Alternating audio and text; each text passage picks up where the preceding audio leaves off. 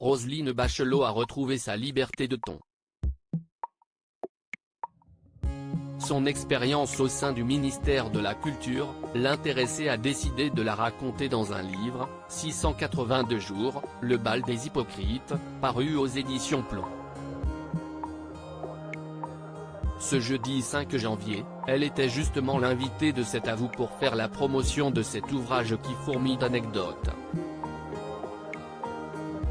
Si Roselyne Bachelot n'a pas hésité à s'en prendre à Benjamin Biolay, qui l'a interpellé à plusieurs reprises durant la crise sanitaire, Pierre Lescure a en revanche été surpris de constater que Bruno Le Maire avait été épargné par son ancienne collègue.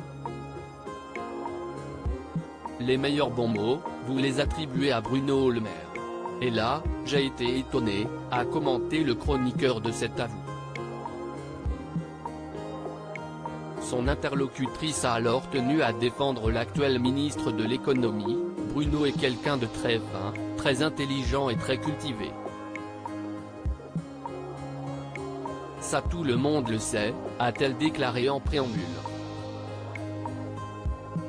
Pour autant, à en croire Roselyne Bachelot, Bruno Le Maire peut aussi montrer un tout autre visage en coulisses. Il peut être un peu vachard, mais j'ai promis que je ne répéterai pas les vacheries qu'il disait sur les collègues, a-t-elle confié, amusée, sur le plateau de cet avou. Si, dans le volume 2, lui a alors suggéré Pierre Lescure.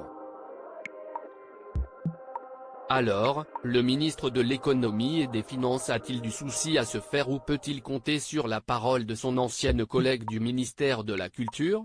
Supérieur à Roselyne Bachelot et ses broches, retour en images sur sa passion pour cet accessoire. Roselyne Bachelot blessée par les insultes des artistes à son égard lors de son passage dans le talk-show de France 5, Roselyne Bachelot a aussi évoqué ses relations tendues avec les acteurs du monde culturel durant la crise sanitaire.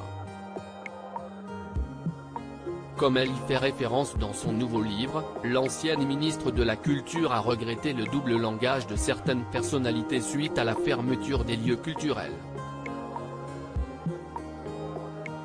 Vous racontez que vous estimez avoir été victime de bashing, vous dénoncez l'attitude de certains artistes qui n'étaient pas, selon vous, les plus à plaindre. Vous ne leur pardonnez pas à ces artistes ? Vous êtes rancunière ? S'est interrogée l'animatrice de France 5. Roselyne Bachelot a assuré qu'elle leur avait pardonné depuis. Je dois dire que j'ai d'autant mieux accepté parce que j'aime les artistes et que j'ai compris leur souffrance d'être privés de leur public.